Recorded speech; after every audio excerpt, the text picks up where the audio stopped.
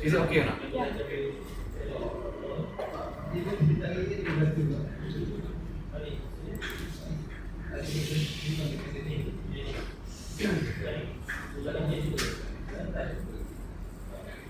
Okay, class. Let us continue with some theory. And this thing just focusing on me, right? It's not focusing on. Now is it focusing on screen? Yeah, but So I have to put this thing here. you need to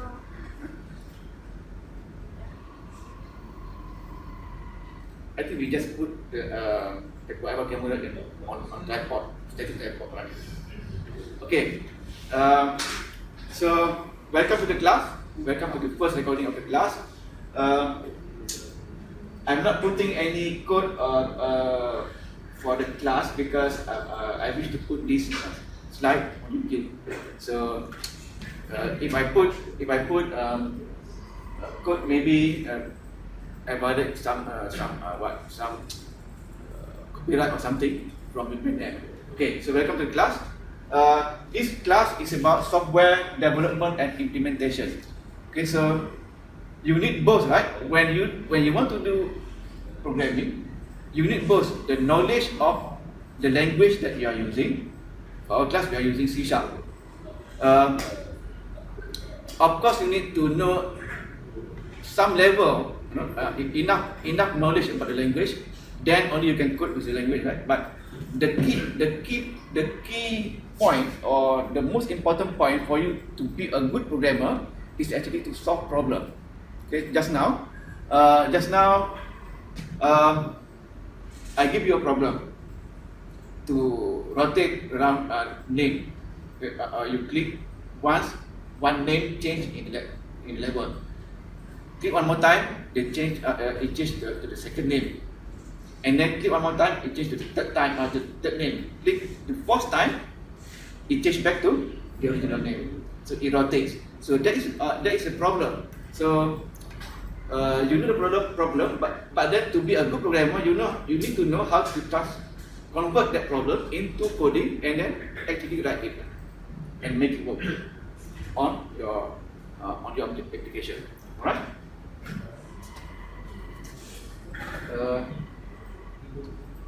Okay, so let us start with some motivation, a story of sustainable career. So the motivation here is because it's because I want you to be programmer. There is such thing as software engineer. It's a lot. Okay, we have many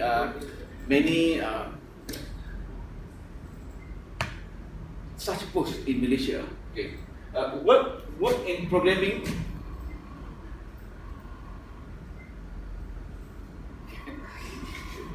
Okay, so I need to put this one down here. Okay, so the work in programming area is proven to be the most sustainable career path. Yes, I say that because I like to that programming. I like to that program, and I want to be a programmer. I am a programmer actually. Okay, but it's not so biased, but because it's true. Okay, the life and economy. Okay, the proof is during COVID-19 had given the most obvious proof of all, where almost all other type of economic activities were suffering, stagnant. Okay, but programming and IT related activities were booming. Okay, the main reason was due to the fact that most jobs had to be done remotely during that time. Okay, so making activity remote is actually the main research and main objective in IT. Right? So that's why people need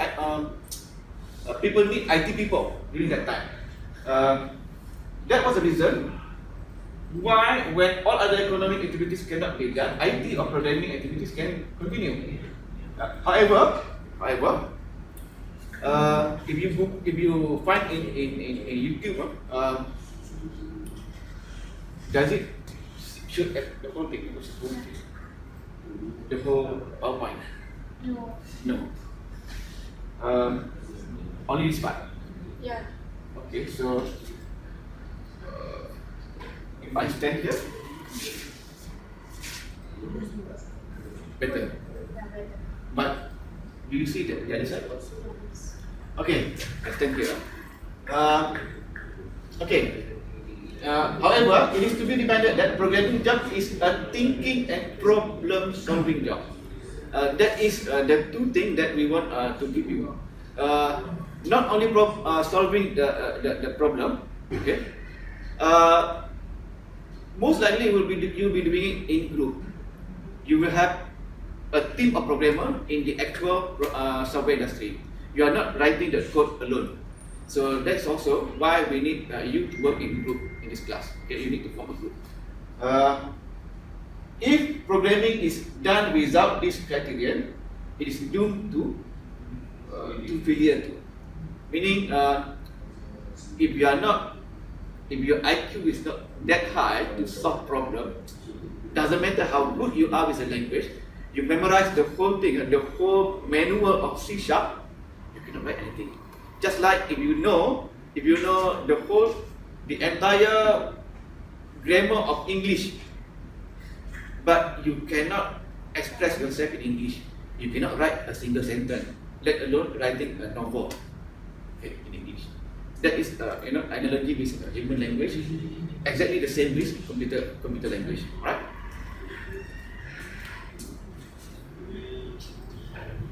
Okay, so again, I really like this saying from Steve Jobs. Okay, I really uphold this saying strongly. I even tell this to the engineering community, okay, engineering people, because engineering actually need engineers to solve problem. You know, if we are good with calculation, let's say, what you like to calculate? EM wave. You can calculate a formula in EM wave in 5 minutes. Computer can do that in 5 milliseconds. So delivering those things is easy because we can use computer, but human, the engineer, need to think to solve the problem, whatever problem they have in engineering. So engineers need to be a computer programmer also. Okay. So this is what Steve Jobs says. Everyone should know how to program a computer because it teaches you how to think. When you are a good programmer, normally you know how to,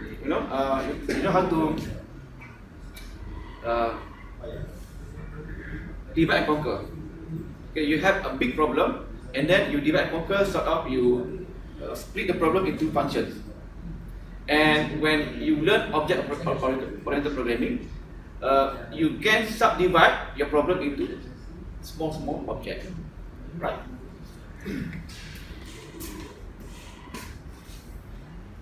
So due to this necessity for the camera to follow me, you know, right? The camera need to always focus on the screen. Okay. In a tradition, in a society like us, in a tradition that seldom promotes or appreciates deep thinking, talent and interest for programming most likely would be low at Indonesia in our tradition. Thinking is not so much emphasized. Have you ever heard about the saying Melayu malas? I agree with some part of it. We are not lazy. We are not lazy in the sense that doing the hard work. But when it comes to thinking, I think I heard many times there are so many of us actually, not so eager to think. But if we are lazy to think, laziness to think, that is the king of laziness. I think you heard somewhere, right? Someone say the king of laziness is laziness to think. Okay, Raja malas tu is malas berfikir. Okay, if you think you are living in such a society, then it means programming position should be abundant to you. Okay? Meaning there are a lot of programming job around Indonesia. Actually, yes. Okay. Two dilemmas. Programming should not be confused with the ability to install and configure software. Many brilliant programmers are actually super users of certain applications where they are super good at it, but don't actually write code. I'm telling this because there are some programmers, especially web programmers, when we ask them to write web program, they go and install WordPress. Do you know WordPress? Have you ever heard about WordPress? WordPress is something that you can install, and then it makes it easy for you to create website. So no code. It's like what you did drag and drop just now. Install, configure, you add content just by click add new article and then type the article. So no code. So this is not programming. But programming also should not be written from scratch every time. Some relevant framework for us we want to use .NET should be utilized. So the other side of the spectrum, the other side of the extreme, we want to write code, right? We want to write code, but please don't write code from scratch every time. We need to use some ready-made, some finished code. Like just now you see in C# we using system because someone else already write a system code for you, make use of that. Okay. If we have time, maybe we want to see how you write your own library. System, when you include stdio in C, that is stdio, a library. Yeah? When we put using system in C#, we are taking the libraries, the system library, so that we can use in our code.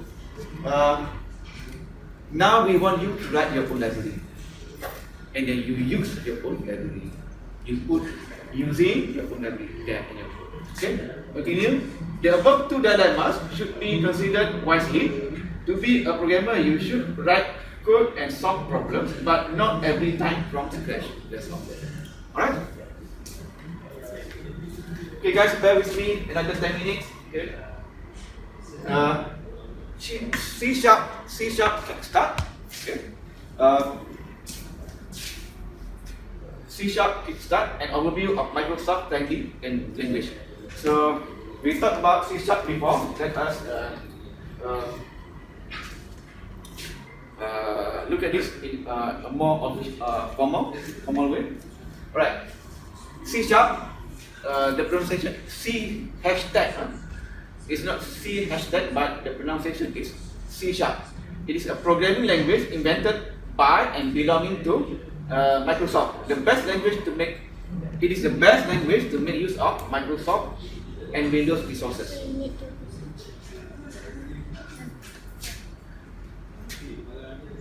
The important one is to see this thing.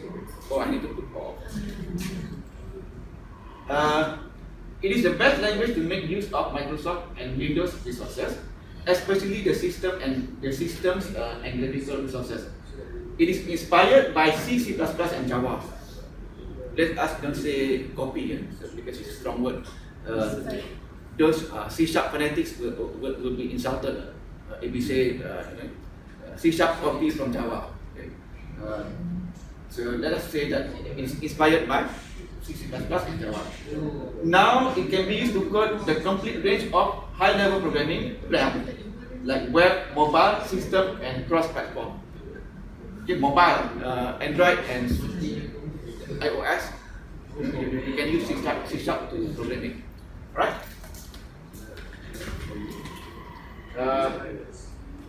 The evolution. C++. No end there. C++ were the first successful and popular structural and OOP, object-oriented programming language. However, it's not without serious weakness. There are many things that if you write a lot of C++ code, your code will be hard to maintain, something like that. They call it spaghetti code. Inspired by C, C++, Java, not yet C, C Sharp, not yet C Sharp, belong to Sun Microsystem, now Oracle, attempted to improve it by removing some features. For example, later maybe you learn, maybe next week we learn about OOP. This is OOP feature. Multiple inheritance, pointer, alias, overloaded operator, etc. And remove all this and add some feature like interface, object reference, garbage collection, etc. You see, in programming, in computer, we have garbage collector. Not only alarm chloride. We have alarm chloride here. Okay. But then Java also ended up not without serious problem also. Okay. Java fanatics say Java is great, no problem with Java, but we know Java has problem. Okay.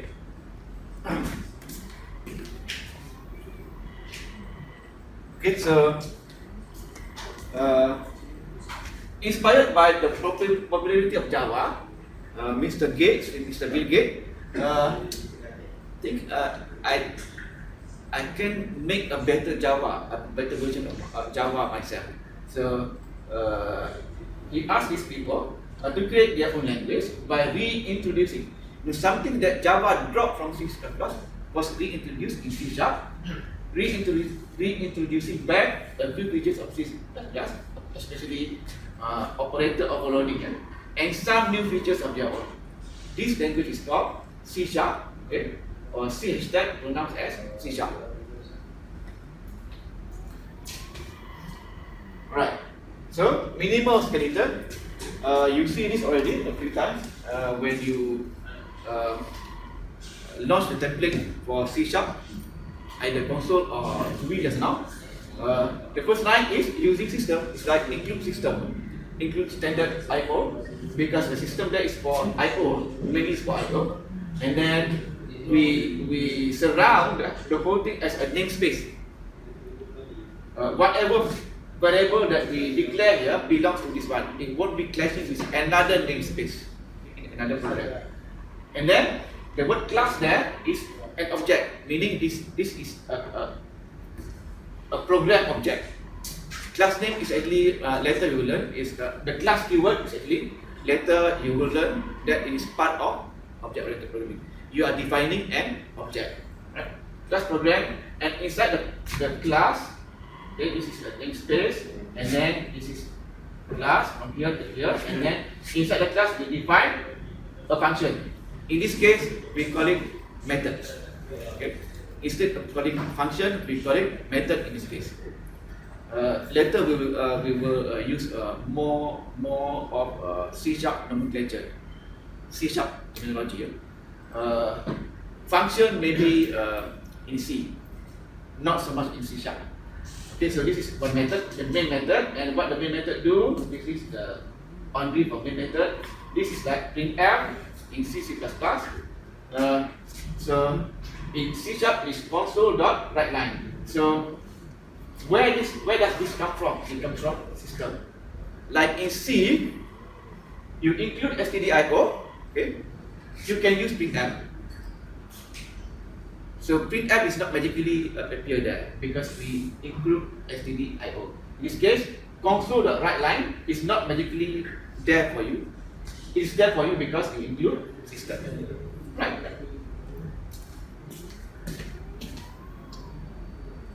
So variable, okay, quickly. We know the skeleton, variable.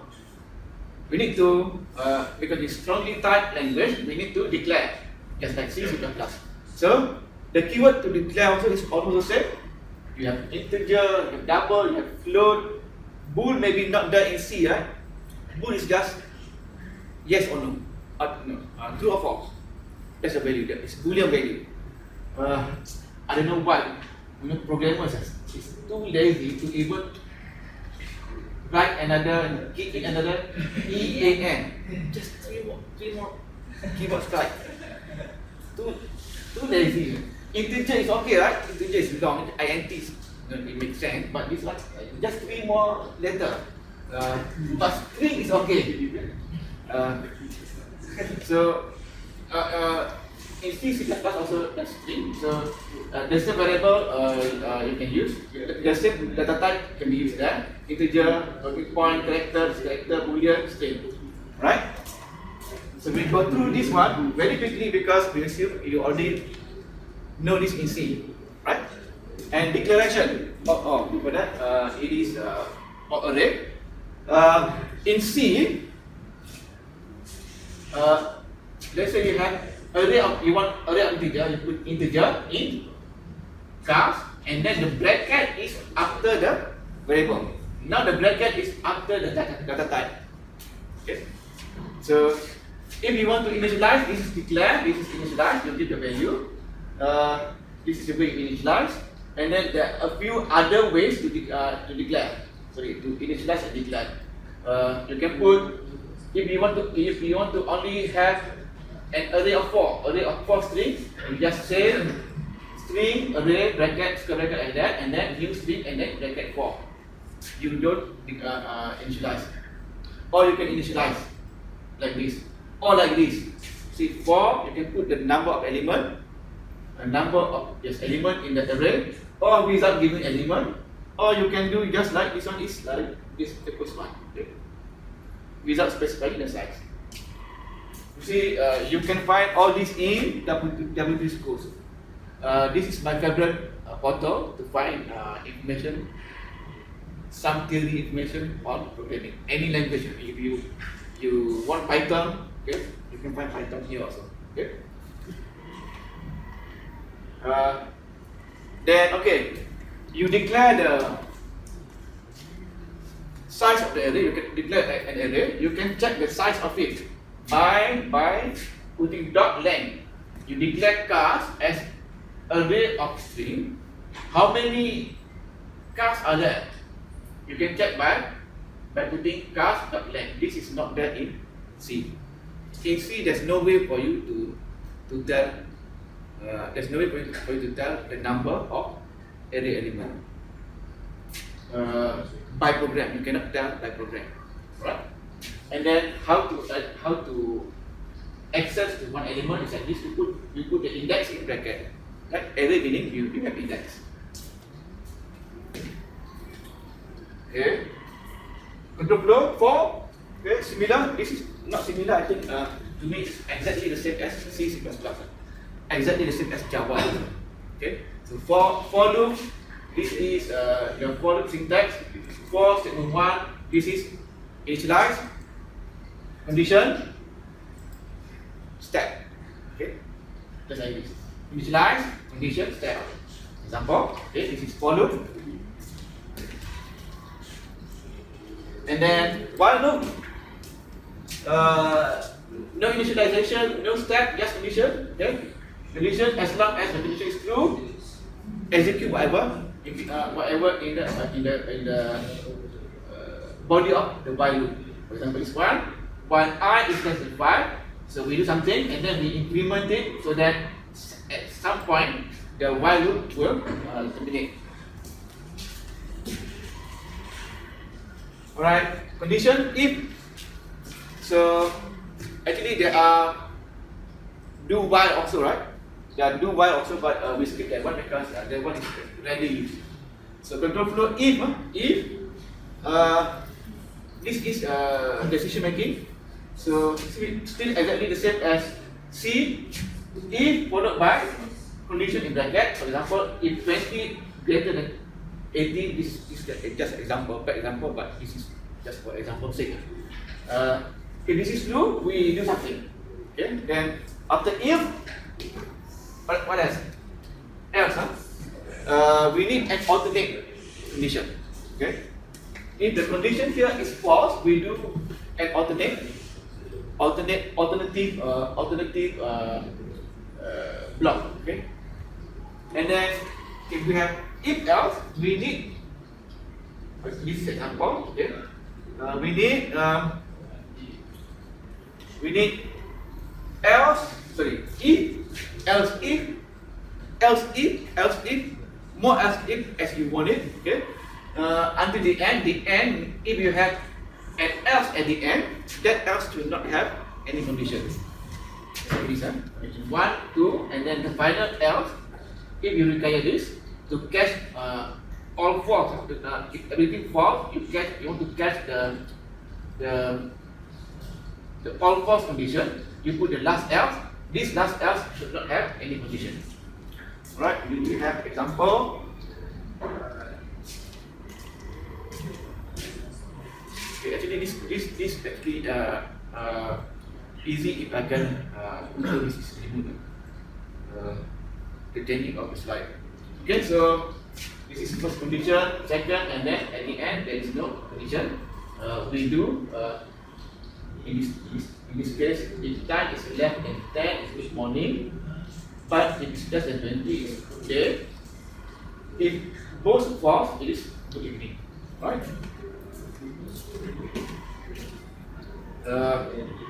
Switch is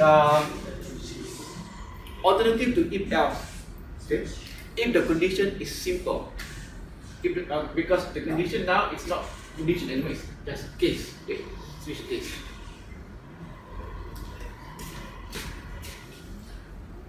Okay, so let me introduce to you also. In this example, is the way I structure my code. Okay. Normally, you will see this curly bracket over here, but you can put it over here also. It's no different at the end. And then I always put my curly bracket at the end of line. The reason is because to me, even though I say to Python programmer, if you are afraid of curly bracket and semicolon, you are not programmer. So Python programmer are not programmer. Okay. But my personal feeling also, curly bracket is actually distracting. So put it at the end. But I still want it there. The opening of curly bracket is at the end of the previous line. Okay. This is rounding this line, this one, right? It's supposed to be here, but then we put the first curly bracket, the opening curly bracket, at the end of the line before. But the closing curly bracket is put at the end of the last line. Okay, and please also write your code in a nice way. Okay? For example, this is the way I like to write my switch case. Put it in properly aligned column, right? Okay. For each, later we'll cover for each. For each is this is a new one. I think I add only for each. Next page is not finished yet, right? For each is another kind of for loop, but it's for each. Each meaning it is referring to object that's already there. Loop is just action, looping, repeating things. But for each, meaning we still repeat, but we are repeating to something, to some object that's already there. So similar to for loop, but works on collection. Collection is, in C we call aggregates. Array is a kind of collection. Array is a kind of collection. So we have an array, a few number. We want to do something for each of them. We can do, of course, we can do. But for each is better for this case. It can be assumed like the for loop works on the collection in parallel. You can assume this is done in parallel, one element at a time. Okay. So syntax, this is syntax. Okay. For each, so there's no initialization, no condition, no stack. But there will be a variable name to address each of the elements. Okay. And then the collection itself, the array. This can be array or collection. And then what we do with the element.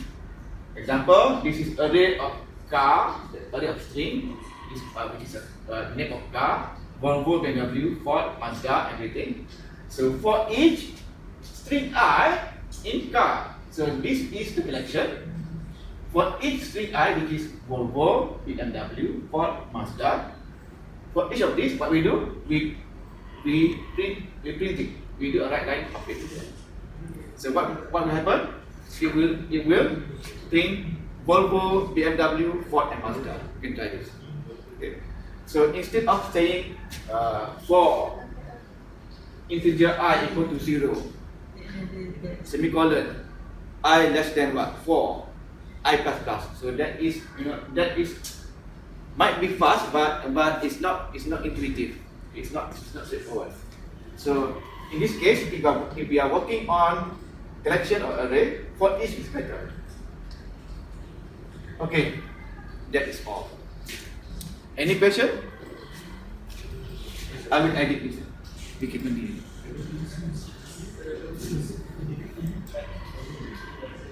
Okay, any question? Huh? No question. See you next week. Okay? Almost 12 already. Okay, well, can you follow the tennis like this? Put the information actually. Name and group. Group, yes.